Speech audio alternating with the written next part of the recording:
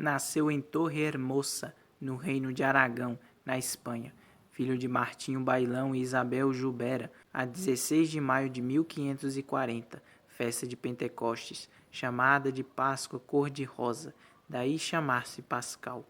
Provinha de uma família numerosa, pobre e humilde, na qual se vivia, no entanto, profundo espírito religioso devido sobretudo à mãe que era devotíssima da Eucaristia.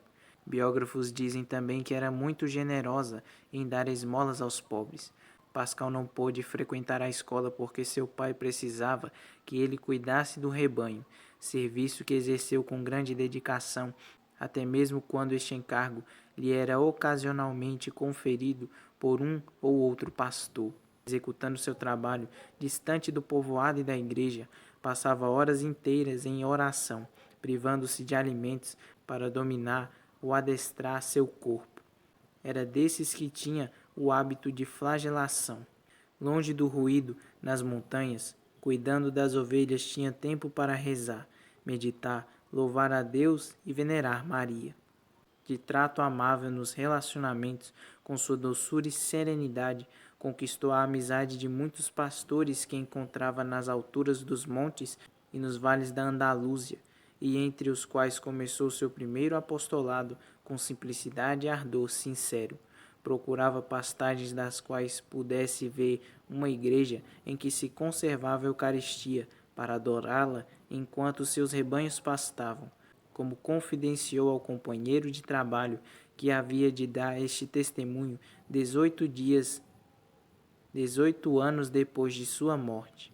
Quando completou 18 anos, em Monteforte de Cide, veio a conhecer os franciscanos do convento de Santa Maria de Loreto. Pensava em poder realizar seu sonho de se tornar religioso. Como isso ainda não lhe era possível, aceitou de realizar o trabalho de pastor junto a um rico proprietário de ovelhas, Martinho Garcia, que lhe dava a permissão de frequentar o santuário mariano e residir junto ao convento franciscano. Enquanto pastoreava não muito distante do convento, caía em êxtase ao som do sino, que anunciava a elevação no momento da consagração. Por fim, a 2 de fevereiro de 1564, já com fama de santidade, pôde vestir o hábito franciscano e, no ano seguinte, fazer sua profissão religiosa nos frades alcantarianos de Orito, onde permaneceu até 1573, dedicando-se a tarefas muito humildes, de modo particular ao mister do porteiro.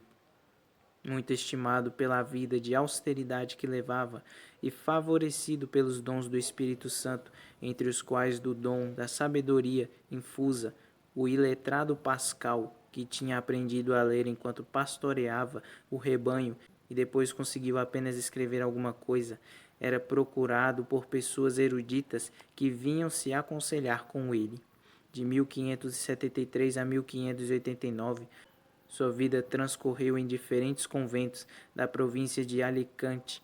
Passou depois para a província de Castelão, no convento de Vila Real. A obediência o obrigou a fazer uma longa e perigosa viagem até Paris. O ministro provincial da Espanha, em 1576, necessitava comunicar-se com urgência com o ministro-geral da Ordem Cristóvão de Chefontaines. O dito ministro sabia bem que era difícil uma tal viagem no tempo das perseguições calvinistas. Na verdade, Pascal foi muito hostilizado e insultado. Em Orleans, quase veio a morrer depois de uma discussão a respeito da Eucaristia. Esta não foi a única investida contra o frade menor antes que ele chegasse ao seu destino e entregasse a correspondência que levava para o ministro-geral. Voltando dessa viagem, escreveu um livro com sentenças, pensamentos, um pequeno tratado ou compêndio sobre a Eucaristia. Falava, é claro, da presença real de Jesus neste sacramento e também dos poderes transmitidos ao Papa.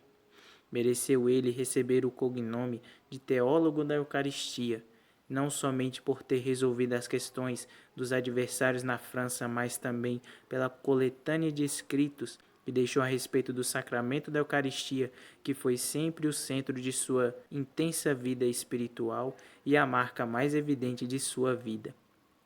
estando sempre à disposição dos confrades e dos que batiam à porta do convento. Pascal, além disso, continuava a infligir-lhe penitências e, com isto, debilitou sua saúde até o limite de capacidade de resistência.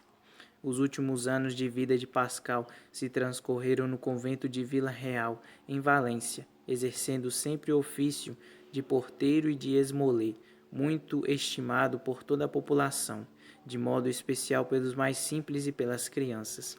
Todos queriam receber a bênção do frade ao lhe darem uma pequena oferta. Tudo ia sendo assim feito até o dia que exerceu seu ministério de esmolé perdeu as forças. Tudo ia sendo assim feito até o dia em que, exercendo seu ministério de esmolé, perdeu as forças. Compreendendo que estava próximo à sua morte, correu ao seu encontro. Compreendendo que estava próximo à sua morte, correu ao seu encontro. De fato, veio a falecer no convento do Rosário, a 17 de maio de 1592, solenidade de Pentecostes, com a idade de 53 anos. Foram muitos os que vieram dar o último adeus ao piedoso frade.